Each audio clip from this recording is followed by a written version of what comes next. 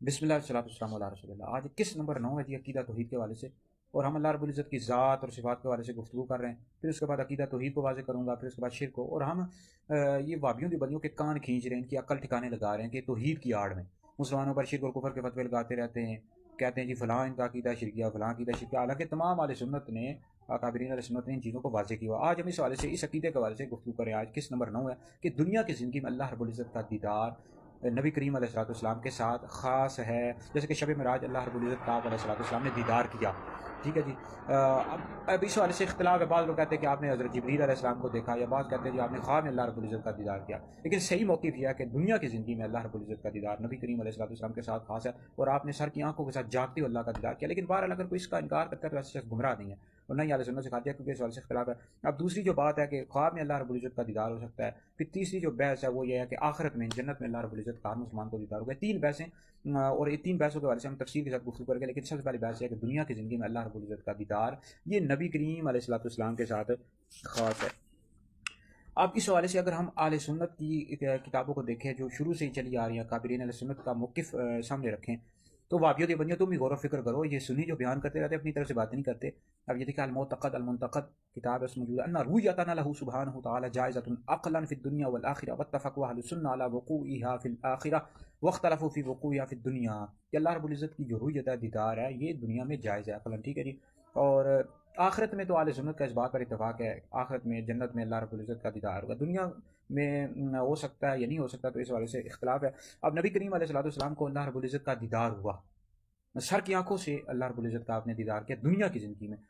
آپ اس حوالے سے جیسے کہ حضرت عبداللہ ابن عباس کا یہ موقف، حضرت انس کا، حضرت ابو ہریرہ کا، حضرت ابو ذر غفاری کا، حضرت اکرمہ، حضرت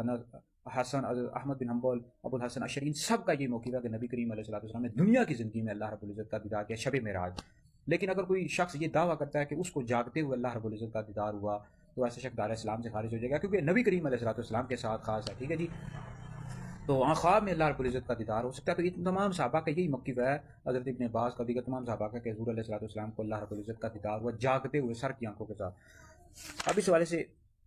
ہماری جو دلیل ہے قرآن مجید کی کئی آیات ہیں، جیسے کہ وَلَقَدْ رَأَوْا نَزْلَةً أُخْرَىٰ، اس طرح دوسری جگہ ارشاد ربانی مَا كَذَبَ الْفُؤَادُ مَا رَأَىٰ، یہ ہمارے دلائل اہل سنت کے کہ نبی کریم علیہ الصلوۃ والسلام نے اللہ رب العزت کا دیدار کیا۔ اب اس کے تحت علامہ نبوی نے لکھا ہے، شرح مسلم جلد نمبر 1 پڑھ لو، لکھتے ہیں وَلَقَدْ رَأَوْا نَزْلَةً أُخْرَىٰ الراجع عن اکثر العلماء ان رسول اللہ صلی اللہ علیہ وسلم رأى ربہ بعین راسہ لیلۃ الاسراء، کہ اکثر علماء کا موقف یہ ہے کہ نبی کریم علیہ الصلوۃ والسلام نے اپنے رب کو دیکھا اپنی سر کی آنکھوں کے ساتھ شب معراج،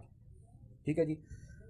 تو اس حوالے سے یہ دلیل ہے۔ پھر اس کے بعد ہمارے جیسے حضرت ابو ذر غفاری ہیں رضی اللہ تعالیٰ عنہ، انہوں نے ما کذب الفؤاد ما رأى کی تفسیر میں فرمایا کہ نبی کریم علیہ الصلوۃ والسلام نے رب کو دیکھا۔ حضرت سیدنا معاذ بن جبل سے روایت ہے، نبی کریم علیہ الصلوۃ والسلام نے فرمایا رأیت ربی، میں نے اپنے رب کو دیکھا۔ امام احمد بن حنبل کا بھی یہی فرمان ہے کہ میں ابن عباس کے مذہب کا قائل ہوں کہ حضور نے اپنے رب کو دیکھا، یہ شفاء کی جلد نمبر 1 پڑھ لو، ان سب میں موجود ہے کہ حضور علیہ الصلوۃ والسلام نے اپنے رب کو دیکھا۔ اچھا جی، اس کے بعد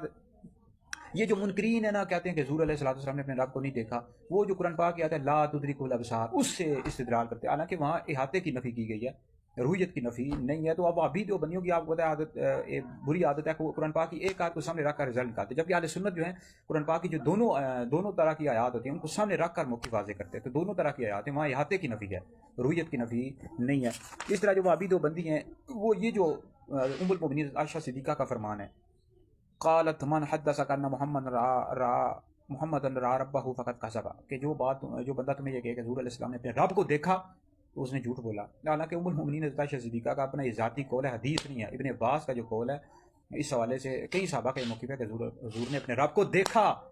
تو جب اس بات اور نفی کا تعارض ہو تو اس بات مقدم ہوتا ہے۔ وابیوں دیوبندیوں غور و فکر کرو، توبہ کیا کرو، مسلمانوں پر اہل سنت پر شرک اور کفر کے فتوے لگاتے رہتے، سنیو غور و فکر کرو۔ اب دیکھو یہ صحابہ کا موقف چلا رہا ہے کہ حضور نے اپنے رب کو دیکھا جاگتے ہوئے شب معراج، لیکن اگر کوئی اس کا انکار کرتا ہے تو گمراہ نہیں ہے۔ اب باقی بھی اس حوالے سے آباس ہیں، وہ ہم تفصیل کے ساتھ واضح کریں گے۔ تو وابیوں دیوبندیوں کا علمی تعاقب کا ہے، اور شرک اور کفر کے آڑ میں یہ شرک کی آڑ میں یہ توحید کی آڑ میں یہ مسلمانوں پر شرک اور کفر کے فتوے لگاتے رہتے ہیں۔ تو اس وجہ سے ہمارے حدیث دارالفتاء سنت کے توجہات بھی آ رہے ہیں، ویڈیوز بھی آ رہی ہیں یوٹیوب چینل وغیرہ پر، اور توجہات بھی ہیں، آپ ان کا مطالعہ کریں، شیئر کریں، یہ آپ لوگوں کے لیے بہت بڑا صدقہ جاریہ۔ مزید عقیدہ توحید کے حوالے سے اگلی قسط میں واضح کروں گا۔